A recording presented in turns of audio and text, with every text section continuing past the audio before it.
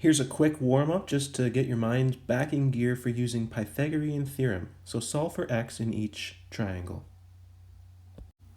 So Pythagorean theorem is a squared plus b squared equals c squared. And don't forget the c would be the hypotenuse. So you have to make sure you put the hypotenuse in the right spot. For the first triangle, x is the hypotenuse, so we put it in the hypotenuse spot. And we just evaluate. Don't forget to take the square root. For the second one, x is not in the hypotenuse spot. 10 is the hypotenuse, so make sure 10 goes in the hypotenuse spot. So to solve for x, we got to move this term to the other side. So it's 10 squared minus 5 squared. A lot of people are going to try to do 5 squared plus 10 squared equals x squared, but that would be wrong. So once you work through it, 10 squared is 100, 5 squared is 25, so that's 75. Take the square root, we end up with about 8.66 meters as x. So this lesson is continuing with the theme of surface area, but this time we're going to extend it to talk about cones and spheres. So here's my first example. Calculate the surface area of this sphere. So this is an attempt at drawing a three-dimensional sphere on a 2D surface. The radius of the sphere is 14 centimeters.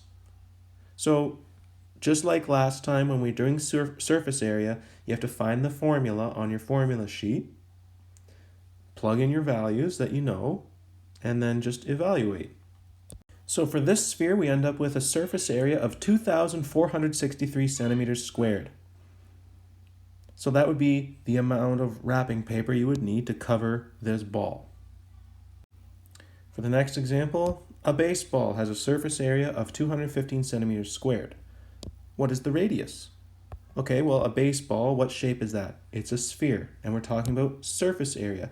So, first step, write out the formula for the surface area of a sphere. But the question's not asking us to calculate the surface area, it's asking what is the radius. But we're going to go through the same process. We're going to plug in the values that we know. We know the surface area is 215. Now to solve for the radius, we have to do our algebra. It's being multiplied by 4 pi. So to isolate r, we need to divide both sides by 4 pi. Once we've done that, we notice that this is for r squared. So we need to take the square root of both sides in order to get our answer for the radius. Now just be careful when you're doing the calculation. It's often better for you if you just do it in pieces. So I did 4 pi first, got my answer. Then I did 215 divided by that answer to get 17.1092. Then I take the square root of that to get my answer of 4.1.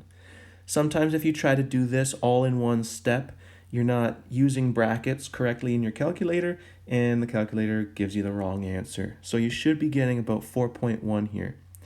So to answer the question, the radius is 4.1 centimeters. When we do surface area calculations for pyramids, you need something called the slant height in order to calculate the surface area. So oftentimes we won't know what the slant height is. We'll need to calculate it, and to do that we're going to use the Pythagorean theorem. So just to be clear, when I look at this very poor drawing of a cone, this is the height of the cone, but this is the slant height of the cone. That is what I'm talking about. So if we know the height and we know the radius, well, there's a right triangle that we can use Pythagorean theorem to find the slant height. So in this example, I have a cone. The radius is 7 centimeters. The height is 24 centimeters. But if I look at the formula for surface area of a cone, it's pi r squared plus pi r s, and that s is the slant height. So I need to find that first. So if we look at this right triangle that I've highlighted, s is the hypotenuse. So in our Pythagorean theorem, s is going to go in the hypotenuse spot. So we end up with 7 squared plus 24 squared equals s squared. Now this is just like we did in the warm-up with the Pythagorean theorem. When we do the math, we end up with our slant height. And now we can just go back to our original question and find the surface area. Plug in our values. Radius is 7, Slant height is 25. We plug in our numbers to our formula, and then we evaluate. And we end up with our surface area of the cone. In this case, the surface area is 703.7 centimeters squared for this cone. Now I know this isn't a cone or a sphere, this is a square-based pyramid, but I thought I would throw this one in here because we don't have the slant height. And if you look on your formula sheet for the surface area of a square-based pyramid, the formula is b squared plus 2bs. Well, there's that s again, that's the slant height. So we're going to solve this a similar way. Use Pythagorean theorem to find the slant height. In this case, we don't have a length for this part of the right triangle, but it is halfway across the square base. The square base has a length of 10, so half of that would be 5 centimeters. So we're dealing with 5 squared plus 7 squared equals s squared. Then we can solve for s, get the slant height, plug that into our surface area formula, and evaluate to get our surface area for the square-based pyramid. So the takeaway message here is when you have a three-dimensional object and you're asked for the surface area, use your formula sheet to find the formula.